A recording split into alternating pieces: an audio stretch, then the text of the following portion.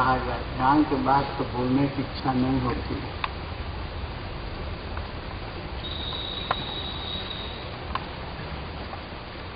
हम लोगों का ये सत्संग,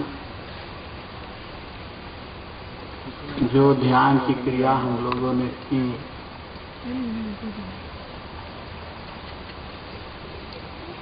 लोग कहते हैं कि ये कोई नई साधना है, परंतु वास्तव में ये सबसे पुरानी साधना है।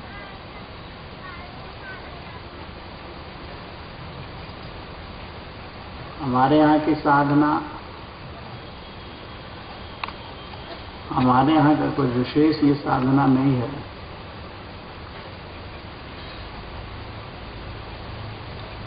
ये सबसे महत्वपूर्ण साधना है और वो है गायत्री मंत्र का प्रैक्टिकल स्वरूप। जो मानसिक साधना है गायत्री मंत्र का, वही हम लोग करते हैं। भगवान ने भी गीता में कहा है कि मैं मंत्रों में गायत्री मंत्र हूँ। मतलब सबसे बड़ा महत्वपूर्ण ये मंत्र है।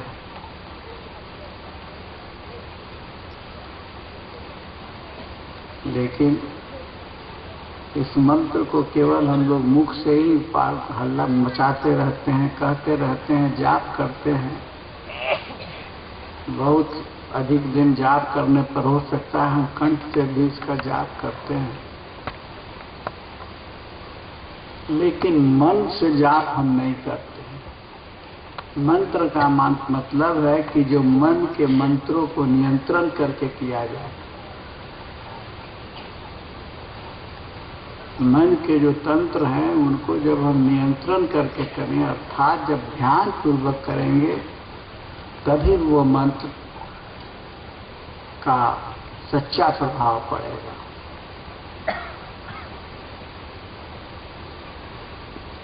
ये ऋग्वेद का ही मंत्र है, गायत्री मंत्र। इसका हिंदी में शाब्दिक अर्थ है, हे परमात्मा, मैं आप के तेजस स्वरूप को वर्ण करता हूँ। आप हमारी बुद्धि को सत्य की ओर प्रेरित कीजिए और दैहिक, मानसिक एवं आत्मिक शांति दीजिए। ये तो मंत्र है, लेकिन इसी मंत्र में कहा गया है कि इस मंत्र का सच्चा अनुभव कैसे होगा, इसका मानसिक जाप कैसे हो सकता है। वही उसमें लिखा हुआ है कि इस मंत्र का अनुभव करने के लिए हम आपको उस मंत्र दृष्टा के पास जाना चाहिए, जिसने इस मंत्र का अनुभव किया। तो मंत्र तो हम लोग कह लेते हैं, लेकिन मंत्र को अनुभव करने के लिए हम लोग मंत्र दृष्टा के पास नहीं जाते। और यही मुख्य कारण है कि हम उस मंत्र के महत्व को अधिक रूप से नहीं जानते।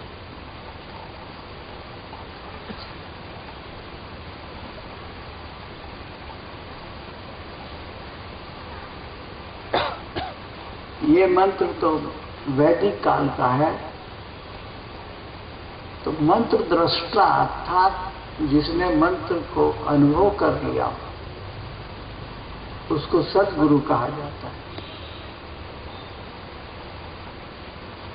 और उसी सद्गुरु के पास जाने के बाद ही इस मंत्र के सच्चे रूप का अनुभव होगा और तब परमात्मा का अनुभव होगा। मंत्र दृष्टा के विषय में हम लोग भूल गए, केवल जाप करते रह गए, इसलिए इसका हमारे ऊपर उतना अधिक प्रभाव नहीं पड़ता है जितना पड़ना चाहिए। उस सद्गुरु के महत्व को पौराणिक काल में स्कंद पुराण में भी कहा गया है,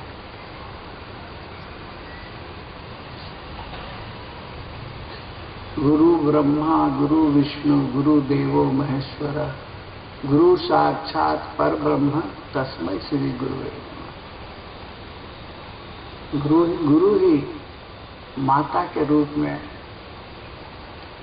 हम लोगों को इस मात में जन्म दे के प्यार दे के बड़ा करते हैं, फिर पिता के रूप में हमें ज्ञान देता है गुरु।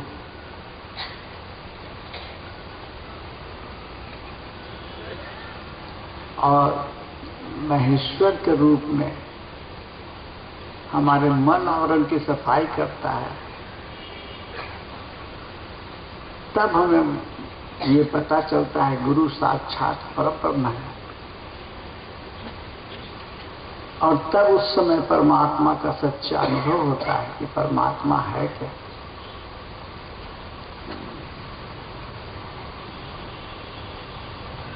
पौराणिक काल के बाद फिर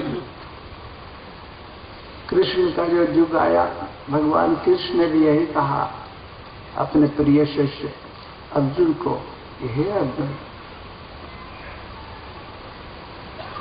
तुम सब धर्म को छोड़कर केवल और केवल हमारे शरण में आ जाए, मैं तुम्हें सब पापों से अर्थात मल आवरणों से मुक्त कर दूंगा।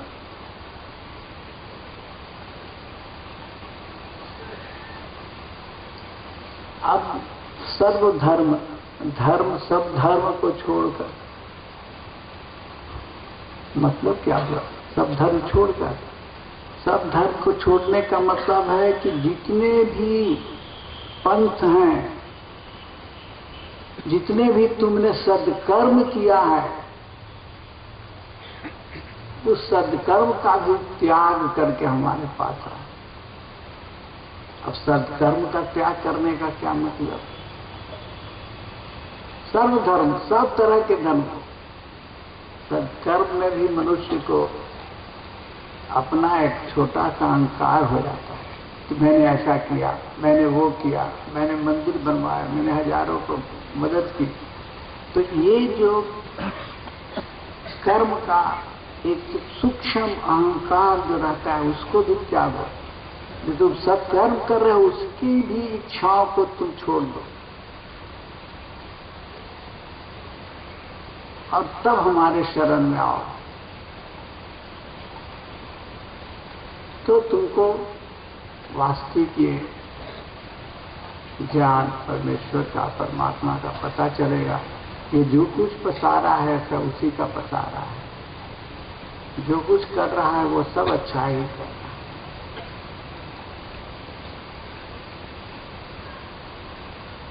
भगवान कृष्ण के बाद और युग बदलता क्या,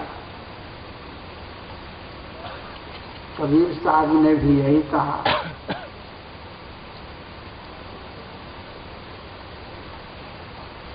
कबीर साहब ने कहा है, यह संसार झाड़ और झांक है,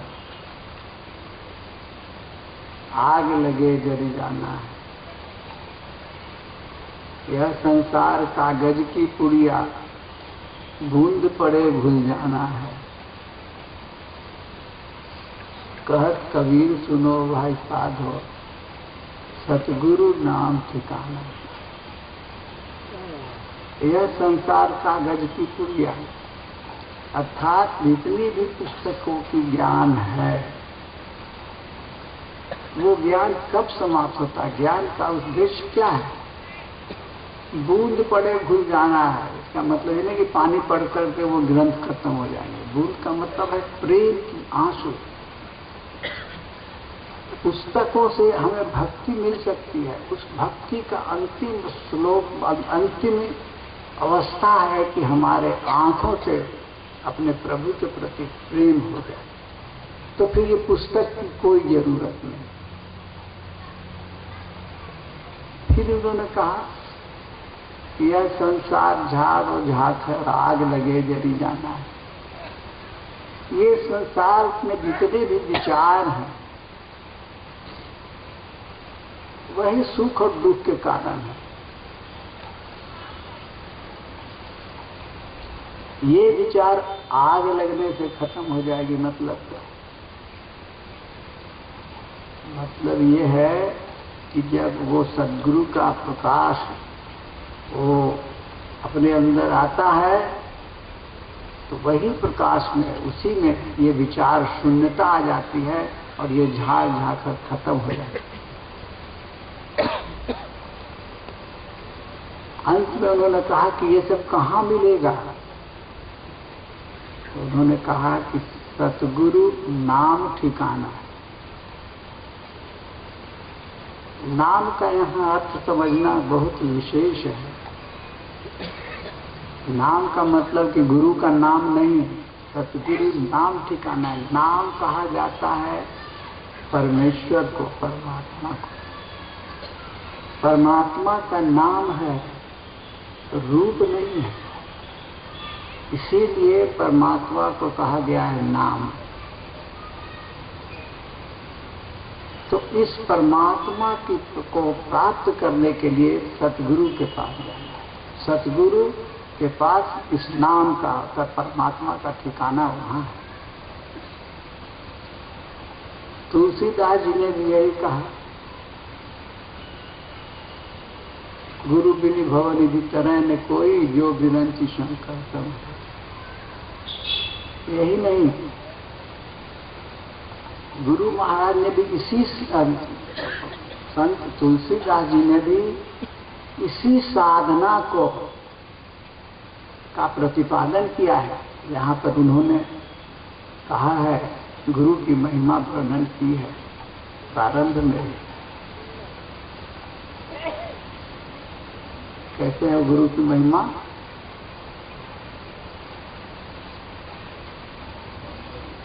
मैं बंदो गुरु पर खंज तो है ही है, उसके बाद में श्री गुरु पद। देखिए ध्यान की क्रिया बता रहे हैं कि श्री गुरु पद नख मणि गण ज्योति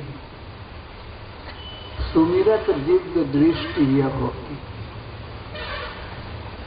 हम लोग यहाँ का समझ जाते हैं, इसका साधारण माने जो हम लोग समझते हैं कि श्री गुरु पद माने गुरु के पैर के नख, नाखून में ज्योति प्रकाश निकलती रहती है। उसको याद करने से, सुमिरने से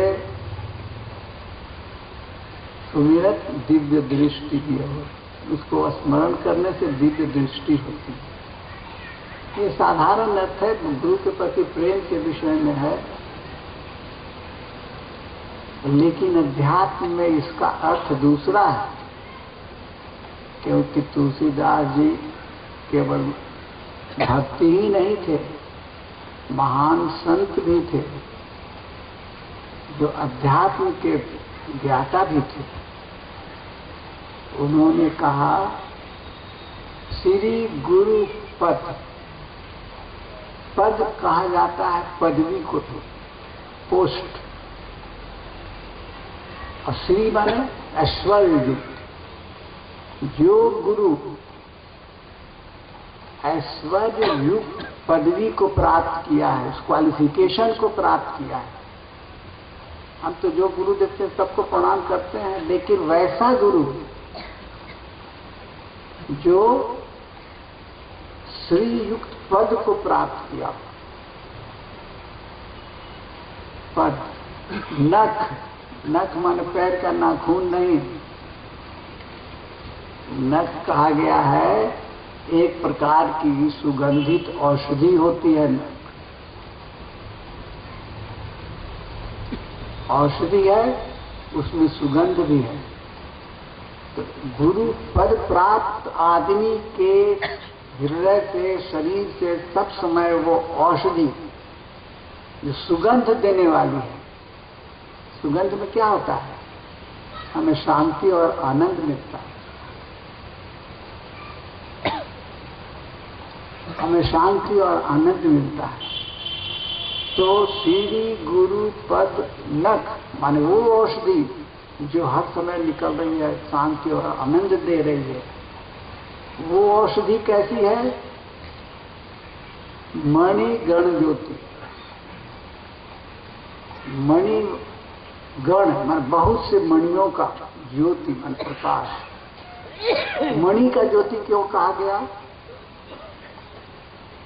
कारण है कि मणि जो है दिन रात एक समान उसमें से प्रकाश निकलता है, वो टिमटिमाता नहीं है, हर समय उससे प्रकाश निकल रहा है। तो जो ऐसी औषधि है जो शांति आनंद दे रही है, प्रकाश है, सब समय में वो प्रकाश गुरु से निकल रहा है और शांति आनंद है। उसका गुण क्या है औषधि का? शांति आनंद। श्री गुरु पद नख मणि गण ज्योति सुमिरन। सुमिरन मन याद करना। याद करने का सबसे अच्छा उपाय क्या है? ध्यान। हम ध्यान से जो पढ़ते हैं तो वो चीज याद हो जाती है। तो इसका जो ध्यान करता है, गुरु पद प्राप्त, सब गुरु का नहीं, जो उस पद को प्राप्त किया हुआ। कैसे समझे कि ये गुरु उस पद को प्राप्त किया है कि नहीं किया है? पद उसका क्वालिफिकेशन उसको मिला है तो उसका कुछ हो गया एग्जामिनेशन कि इसको गुरु पद प्राप्त किया कैसे? गुरु पद प्राप्त करिए, हर्ष शोक व्यापै नहीं, तब गुरु आप ही आप। आप कहा गया ईश्वर को। जिस गुरु में हर्ष और शोक, शरीर है तो हर्ष शोक आता ही जाता रहेगा, लेकिन वो उस पर व्याप्त नहीं होता है, असर नहीं डाल पाता। वो गुरु ईश्वर ही ईश्वर है, आप ही आप। सो गुरु आप ही आप, वो ईश्वर के समान। ऐसे क्वालिफिकेशन जो गुरु आ गया, ऐसे पदवी को जो गुरु प्राप्त किया गया है, उसके हृदय से हर समय वो नख औषधि शांति आनंद दान वाली ज्योति के रूप में हर समय निकलती रहती। श्री गुरु पद नख मणि गण ज्योति सुमिरत, याद करने से, ध्यान करने से दिव्य दृष्टि हो। वो औषधि लेने से हमारे मल साफ होते हैं और दिव्य दृष्टि मिलती है। सुमिरत दिव्य दृष्टि ये होती है। दलन मोह तम सो सुप्रकाश। दलन मोह तो आसान है, मोह को खत्म कर देता है, समाप्त करता है। तो समाप्त जब मोह हो जाता है तो क्या निकलता है? सो सु। सो माने क्या? समान। और सु माने ईश्वर को सु कहा गया है। तो सुप्रकाश, ईश्वर का प्रकाश, ईश्वर की ज्योति। दलन मोह तम सो सुप्रकाशु, वैसे प्रकाश ईश्वरीय प्रकाश उस साधक के मन से आ जाता है। सो सुप्रकाशु बड़े भाग्य उर आवरण। वो साधक भाग्यशाली है जिसको ऐसा गुरु प्राप्त हो जाए और इस साधना के करने से उसके दिव्य दृष्टि खुल जाए। तो दिव्य दृष्टि खुलने पर क्या होगा? उसके बाद क्या है? सूजय राम चरित मणि माणिक गुप्त प्रगट जो जे जे ही खानी। तो हम लोग समझते कि राम का चरित्र, चरित्र का मतलब हमसे कि राम आदर्श पुरुष थे, माता पिता के साथ व्यवहार, भाई का व्यवहार, सब प्रजा के साथ व्यवहार बहुत अच्छा था। उसी आदर्श को हम लोग ले, साधारण माने हम लोग यही समझते हैं, अच्छा से, लेकिन अध्यात्म इसका कुछ दूसरा है। सूझहि राम चरित, चरित्र नहीं है, चरित। चरित माने उस भगवान, उस ब्रह्मांड के रचने वाला। चरित माने रचना, मतलब ईश्वर ने जो रचा है, जो क्रिएशन किया है। सूजय राम चरित मणि माणिक, मणि माणिक गुप्त प्रगट जह जो जही खानी। खानी का मतलब क्या है? हम लोग समझते हैं वो बाहर भीतर जो गुप्त है, जो छिपा हुआ है, उस खान को, उस गुण को समझते हैं। नहीं, खानिक जो है वो 9 प्रकार का है।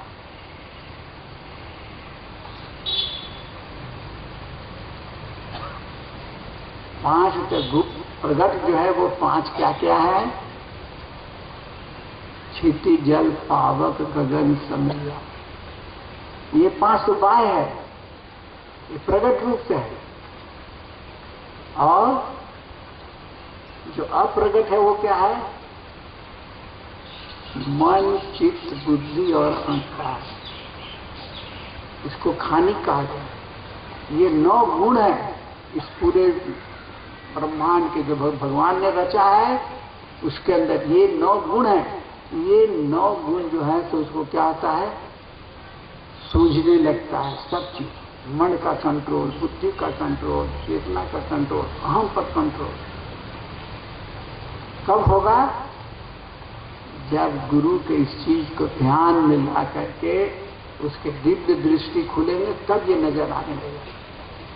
सूजय राम चरित मणि माणिक गुप्त और प्रगट। प्रगट में 5 ये है और गुप्त में ये है 4। गुप्त प्रगट जह जो जही खाना।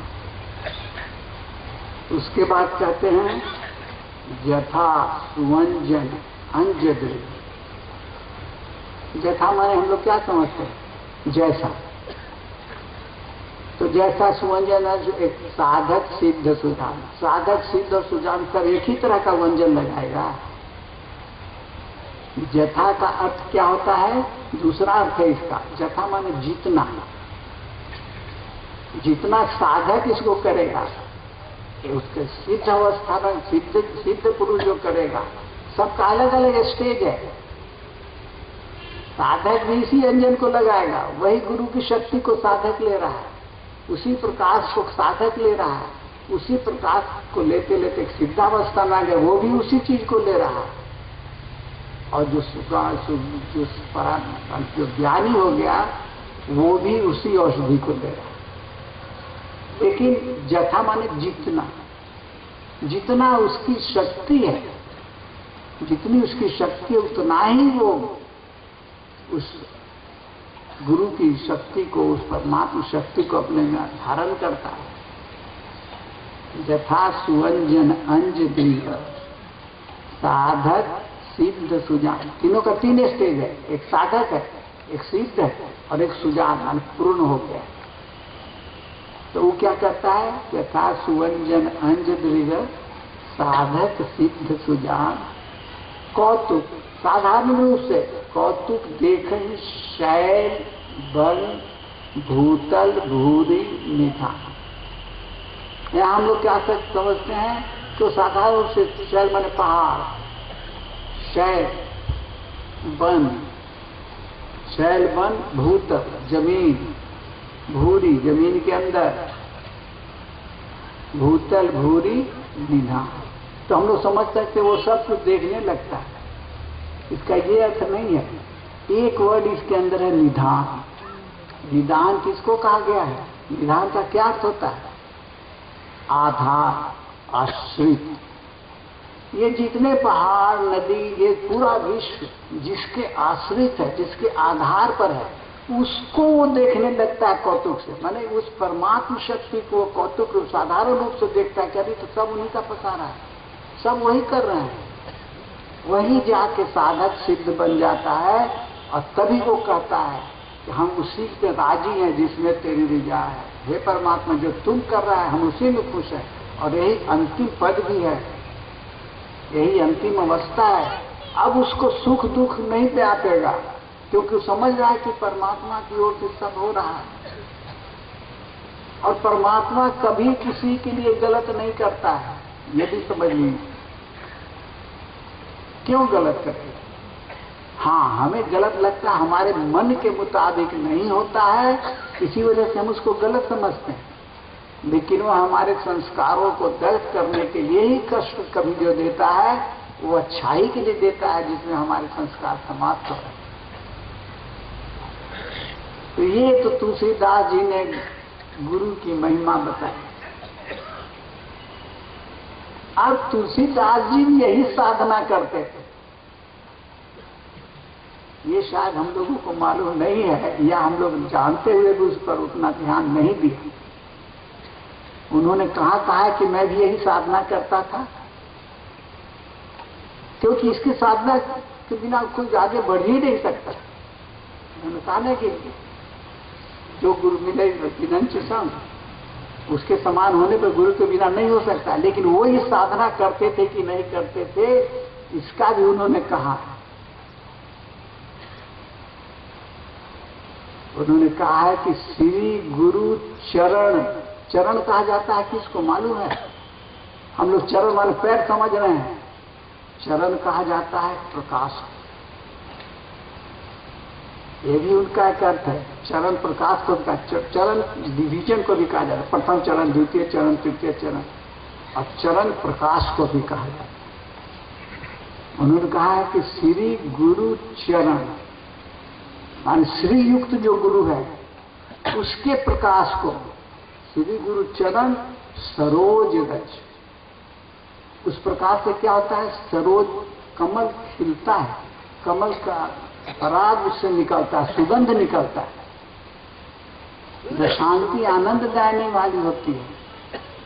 तो गुरु चरण प्रकाश जो शांति आनंद देने वाली है, श्री गुरु चरण सरोज रज निजमन मुकुर सुधा। निज माने का दूसरे का, निज मन मैंने अपना मुकुर को, अपने हृदय को, अपने मन को सफा किया है, सफाई करवाया है, मल आवरण को सफाई करवाया है। श्री गुरु चरण सरोज रजा निजमन मुकुर सुधा। तब मैं वर्णन करने बैठा हूं। लेकिन वहां कहने सूजन राम चरित वर्णमानी, कुछ राम के चरित्र रचना का मैं वर्णन करने बैठा हूं। श्री गुरु चरण सरोज रजा निजमन मुकुर सुधार, तब वर्णो रघुवर विमल जश। रघुवर के विमल जश को, वर्णो रघुवर विमल जश जो दायक फल चाह। तो तुलसीदास जी ने भी इसी को किया। और आज जो हम लोग बैठ के कर रहे हैं वो भी वही चीज है। इसके बिना जीव उस परमात्मा शक्ति का अनुभव कर ही नहीं सकता। तो ये बड़े भाग्य की बात है कि आज 2-3 दिन हम लोग बैठ करके उसी क्रिया, ध्यान की क्रिया को किया जो आदि काल से आज तक चली आ रही है। इसमें कोई परिवर्तन नहीं होता है, न कोई कर सकता है। इसलिए आज अब हम लोग गुरु महाराज से ही प्रार्थना करें कि हे प्रभु, हम लोग तो अब अपनी तरफ से चेष्टा कर ही रहे हैं, आप भी हमें मदद करें। और अपने गुरु महाराज से प्रार्थना है कि जो भी नैवेद्य आपके सामने हमने रखा है, इसके कण कण में आप वही शांति आनंद भरिए जो हमारे हृदय में दे, जिससे ये प्रसाद जहां भी जाए सबको शांति आनंद प्रदान करे। 2 मिनट के लिए हम लोग आंख बंद करके गुरु महाराज से ही प्रार्थना करें कि प्रभु इसके अंदर भी वही शांति आनंद भरिए जहां इसका एक कण भी जाए, और हर एक को शांति आनंद दे। 2 मिनट करके आंख बंद करके हम लोग ऐसा ही